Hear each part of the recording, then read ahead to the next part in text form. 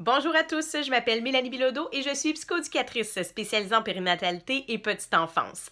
Parlons gestion des émotions aujourd'hui. C'est souvent au cœur des préoccupations des parents, apprendre à accompagner leurs enfants dans la gestion de leurs émotions. Évidemment, il y a plusieurs aspects sur lesquels on peut se pencher. Aujourd'hui, j'ai envie de mettre l'accent sur un aspect en particulier, qui est celui d'apprendre à écouter, apprendre à accueillir l'émotion de l'enfant.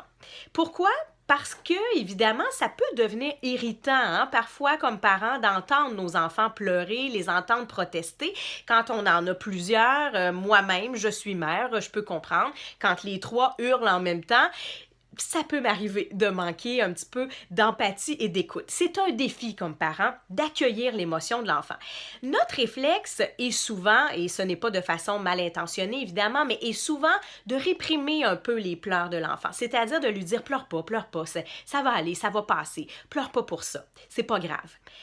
Lorsqu'on agit de la sorte, de façon bien involontaire, encore une fois, je ne veux pas appuyer sur le bouton culpabilité de personne, mais ce qu'on est en train de faire, c'est un petit peu d'envoyer le message à l'enfant que il ne devrait pas réagir de cette façon-là, que ce n'est pas la meilleure réponse à la situation.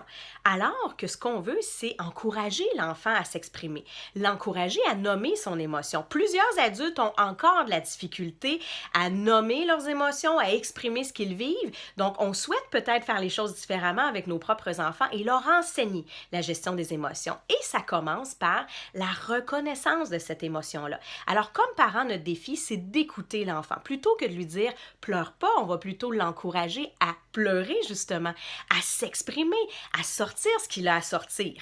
Quand on dit à un enfant « calme-toi », c'est complètement paniquant pour l'enfant parce que l'enfant n'a pas la capacité de se calmer comme ça sur mesure. Alors, si il pleure, s'il crie, s'il fait une crise, c'est parce que c'est sa façon à lui justement de se calmer parce qu'il ne peut pas se calmer sur commande. Son cerveau est encore trop immature pour ça. Alors, il a besoin qu'on l'accompagne. Évidemment, ça nous amène aussi à encourager l'enfant à nommer son émotion. Alors, une petite phrase que j'ai envie de vous proposer, c'est d'encourager l'enfant en lui disant « Qu'est-ce que tu ressens? » ou plutôt « Qu'est-ce qui se passe présentement? » au lieu de « Pourquoi tu pleures? » Quand on dit à l'enfant « Pourquoi tu pleures? » c'est comme si on est en train de lui dire « Écoute, tu ne devrais pas pleurer pour ça. Trouve-moi une bonne raison. Justifie le pourquoi tu pleures présentement. » Alors que l'enfant n'en a pas nécessairement de raison de pleurer. Sa raison, c'est « je vis quelque chose, je suis en détresse et j'ai besoin de l'exprimer. » Alors, ça peut devenir un peu dévalorisant, culpabilisant pour l'enfant de ne pas avoir de réponse au fait qu'il pleure. Et évidemment, lorsqu'il vit une émotion intense, il est envahi par son cerveau émotionnel et ça lui demanderait de raisonner, d'aller dans son cerveau cognitif pour être capable de vous trouver une logique au fait qu'il pleure, ce qu'il n'est pas capable de faire nécessairement à cet âge-là. Alors, je vous encourage comme parents à accueillir les émotions de vos enfants, à vous placer à sa hauteur, à lui dire qu'est-ce qui se passe, comment je peux t'aider, qu'est-ce que tu ressens, et de lui nommer l'émotion que vous croyez qu'il ressent. Tu as de la peine présentement parce qu'on t'a volé ton jouet, ou tu es en colère parce que je t'ai dit non pour manger une collation avant souper.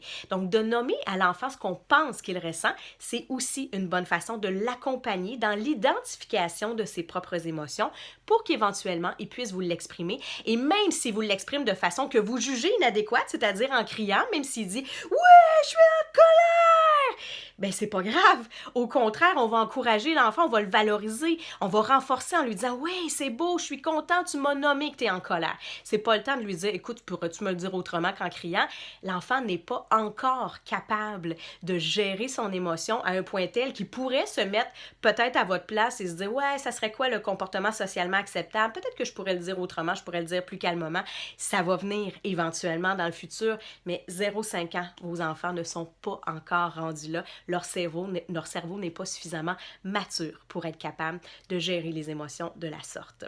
Alors, je vous souhaite un bel accompagnement des émotions avec votre tout petit et forcément, vous allez aussi renforcer, consolider votre relation avec lui. Il va davantage vous faire confiance, il va savoir qu'il peut compter sur vous et que vous serez là pour l'accompagner dans les moments intenses de sa vie.